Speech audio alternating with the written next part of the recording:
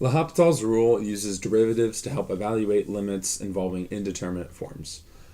The application or repeated application of the rule often converts an indeterminate form, zero or a zero in the denominator, infinity over infinity, to an expression that can be evaluated by substitution, allowing easier evaluation of the limit. So the background of the L'Hopital comes from Guillaume de L'Hopital, who's a 17th century French mathematician who converted into indeterminate forms and first appeared in his book entitled Analyse des infiniment petits pour l'intelligence de Ligné Courbet. The publication was not without controversy, however, because another Swiss mathematician, Johann Bernoulli, actually had discovered the calculus first, but had made a deal with L'Hopital in which he would accept the calculus discoveries in exchange for giving Johann 300 francs. The public, even though Johann did discover them, the public sided with L'Hopital because L'Hopital was the more public, respected, and verified of the two. So the actual math for L'Hopital's rule is pretty much that the limit as x goes to 0, or the limit as x goes to a of f of x of g of x is not determined. We can't. It's impossible there'd be a 0 on the bottom, or because they're both infinities. But we can take the derivative of the f of x and g of x to hopefully get a constant when we plug in a in for x to find the limit. And we can take the derivative as many times as it takes to get a constant, or if the equation just doesn't work. So, right, we have an f prime of x and g prime of x, but we can take that even further with the second derivative, or like a fifth derivative, as many times as it takes to get c, the constant. So I have two examples.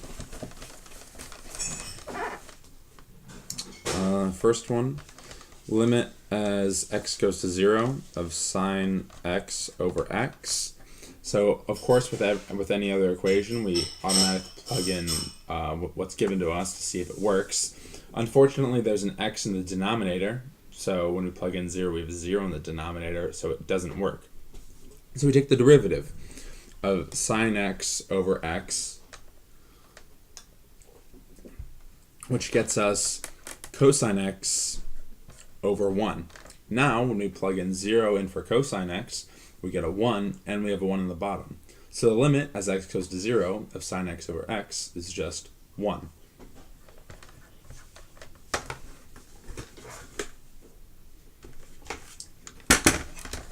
The second example is a tad more complicated.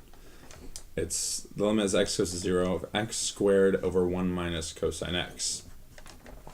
So, as we do with any other equation, we plug it in. We have a 0 squared, which is fine. We can have a 0 in the numerator of a limit. We can have a limit of 0. But on the bottom, we have the 1 minus cosine x. When we plug in 0 in for x, we have a 1 minus 1 and a 0 in the denominator. So we know we have to take we have to use L'Hopital's rule. So we use it once, we get 2x over negative sine x. So we just have 2x over sine x. So now we're getting somewhere. We think, okay, we used L'Hopital's rule, we took the derivative, we're done.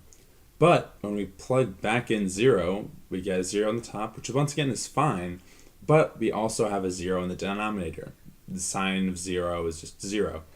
So we have to apply L'Hopital's rule twice to get 2 over cosine of x, and then put in the 0 in for x, and the cosine of 0 is 1, to get 2 over 1, or 2. So the limit as x goes to 0 of the other equation is 2.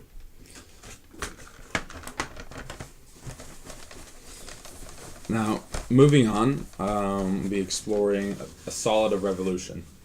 Now, a solid revolution is a solid figure obtained by rotating a plane curved around some straight line, which is the axis of revolution, that lies on the same plane. The disk method is used when the slice that was drawn is perpendicular to the axis of revolution, i.e. when integrating parallel to the axis of revolution. Disk and washers are rotated on the x and y axis, or any other axis in a similar manner. If the object is rotated parallel to the x-axis, the volume equation should be used in terms of x. But if it is rotated around parallel to the y-axis for both disks and washers, it should be used in terms of y. This differs from a shell, which is if it's parallel to the x-axis, you're going to use a y and vice versa. So the actual equation of a disk and washer are really, they're the same principle. We have the volume equals pi times the integral of a and b of f of x squared dx. And this is all, we can always use like volume equals pi times the integral of a and b of y squared dy. Like that's pretty much interchangeable, or not interchangeable, but it just depends where you're rotating it on the graph. So this is a disk, right? Moving on, for a washer, you have more than one line. So it's not like it's just like a solid plane or a solid object. It's a little bit more complicated with like a little more curves. So here we have the volume equals pi times the integral between a and b of f of x squared minus g of x squared dx. So that incorporates a line, which makes it like, if you think about it, it might be like making an object hollow. So I have two examples.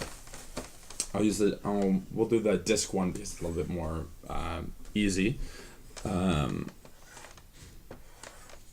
Line will be x squared. So that's the line, x squared, and it'll be between 0 and 2. And I will rotate it around the x-axis. So this is the graph. So if you're just trying to make a mental note, we're going to be rotating this area around in a circle to create some sort of object. And that object was going to look like something like this. And if you think about it, like these curves right there is this line, except now it has like a volume. So plugging it in, we have pi times the integral between 0 and 2, which are just like the limits that we've set, of x squared dx. So end up with pi times the integral between 0 and 2, x to the 4th dx, and now we need to integrate. So we have a pi times x to the 5th over 5 to 2 and 0 dx. So we're up to here. We've integrated from this equation, and then we end up with a pi times, what is it, 2 to the 5th over 5 minus 0 dx, and the number we end up getting is 20.106. So this is for the disk.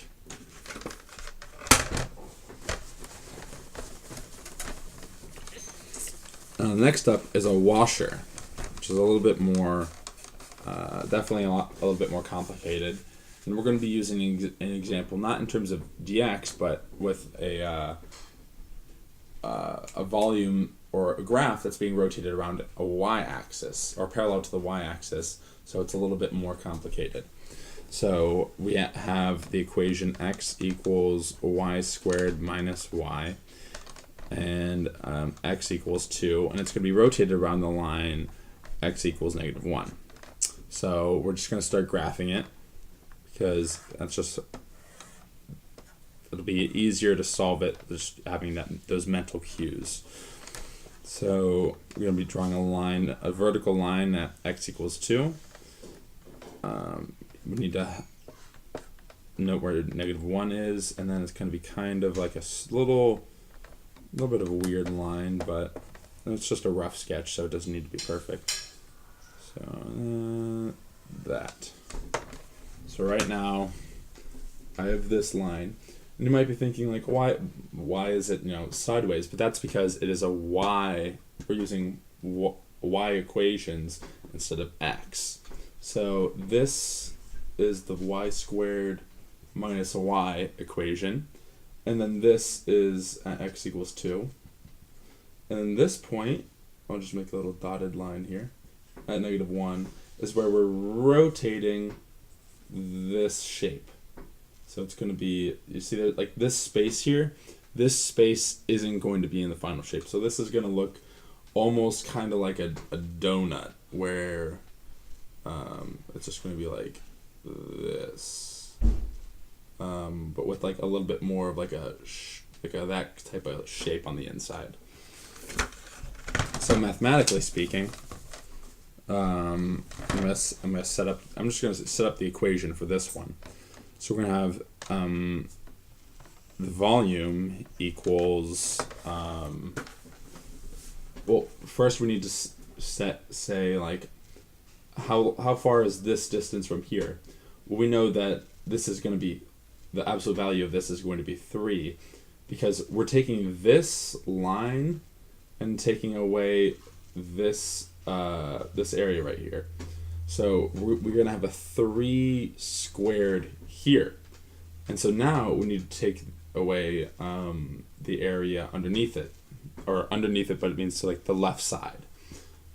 So we have 3 squared minus, now the next part of this is thinking, okay, how are we incorporating this line in? Well, because it goes to the negative, and we have this gap right here, we know it has to be 1 something. So we have a 1 here, and it's not going to be 1 minus, because then this line will end up being here, and it's going to be completely messy and wrong. It's going to be 1 plus y squared minus y, and then this whole thing is going to be squared dy. So just like pushing it down a little bit, it's going to be 9 minus 1 plus y squared minus y, all things squared dy is the volume. And then all you need to do is plug it into your calculator to find the total volume of this shape rotated around a line parallel to the y-axis. Thank you.